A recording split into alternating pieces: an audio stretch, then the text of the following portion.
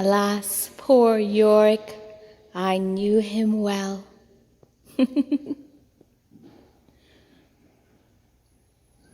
Hi everyone. Today I want to talk to you about different treatments you can finish your work with. This piece that looks very much like bone, even sounds like it, is made with a certain kind of stone clay. It is white itself. And for the purpose of creating the skull, I would not finish it. I think the way it is really does give the idea of bone. You can see the heat's effect on it, creating these markings as it was put through the kiln.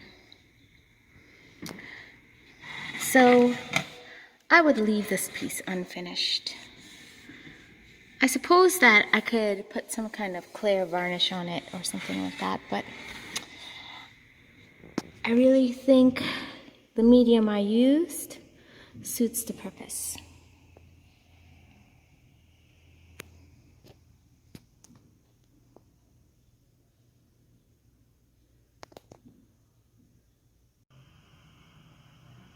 As a sculptor, I find myself gravitating towards leaving things unfinished, as I find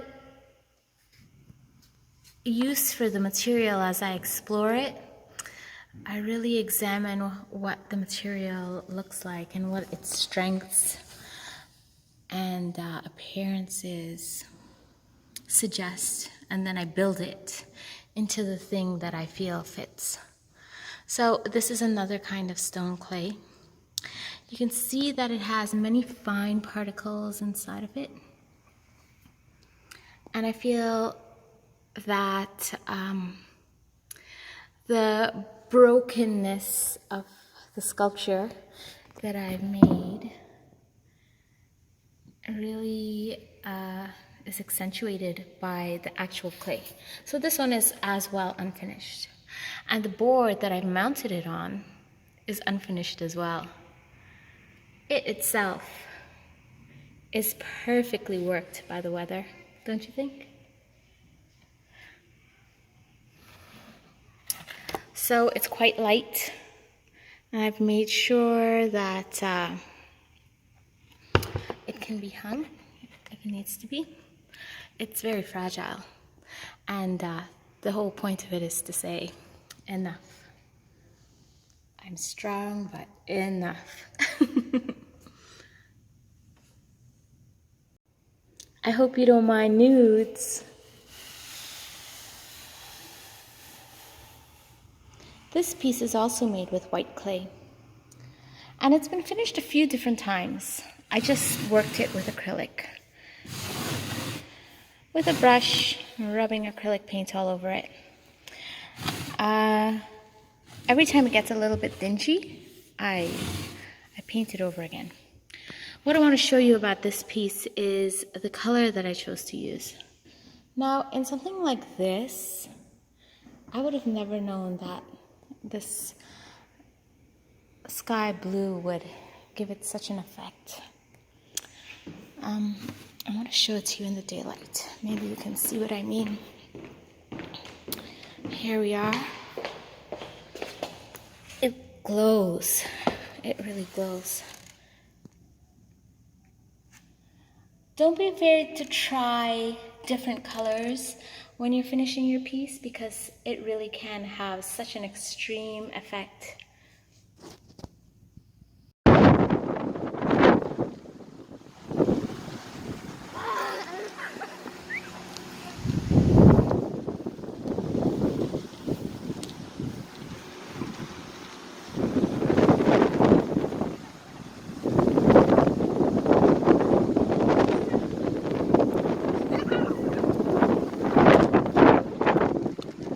So this sculpture, even though it looks like bronze, it is not. It's made as an assemblage with different materials. You can really see the treatment of the face and the hair. So this artist achieved the look of bronze with using a really lightweight material. Her name is Tamara Sculptors, and it's called Tia.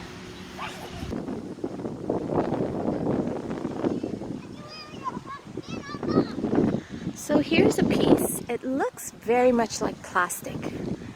It has very strong, sharp edges. The reflection of the light creates a whole other plane.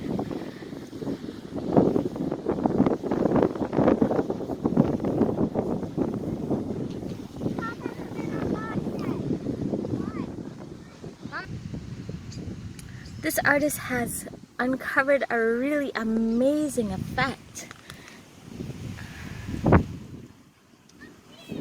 It plays along the planes of this entire sculpture.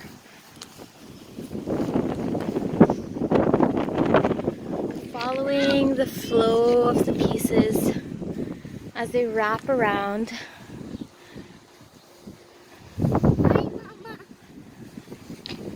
Hi, babe. Hi, Mama. It reaches towards the sky.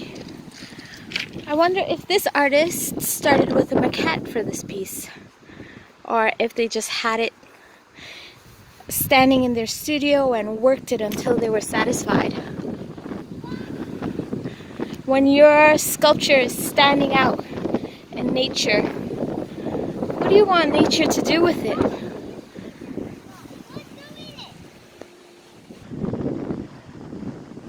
Imagine if the oak for your piece is a grassy hill that reaches your sculpture up to the sky. This piece is a great example of a finish. So it looks like it is made of metal, and they've achieved an almost verdigris finish, a patina of green and brown, a mossy look.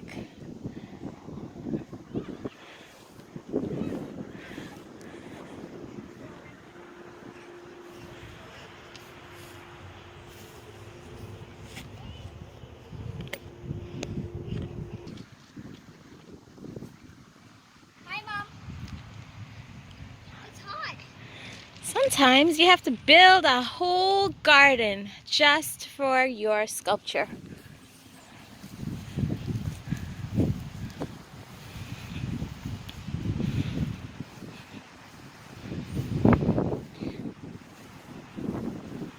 Look at these giant beams.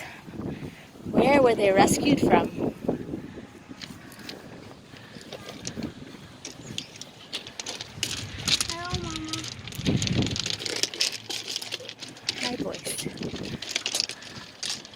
Imagine your sculpture casting shadows. So massive that you need a whole garden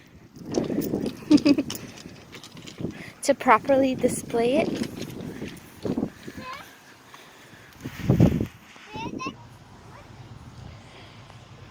The natural finishes of these pieces are quite appealing, wouldn't you say? Something about embracing rust.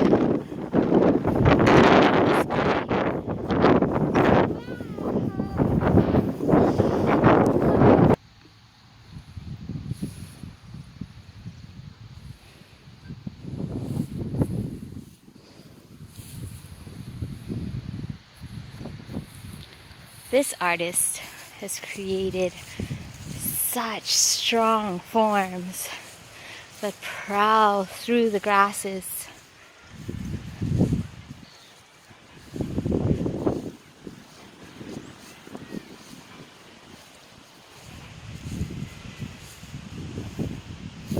How did they come up with the idea to display their piece like this? They started with a sketch. They started with words. The idea of a hunt.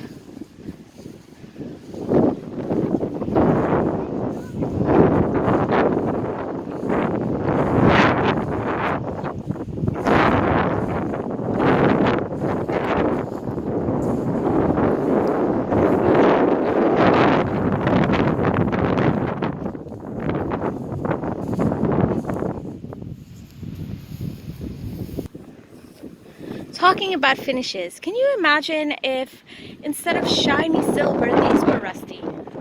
Would they have the same effect? The way they are right now, all the intricate convolutions are shining.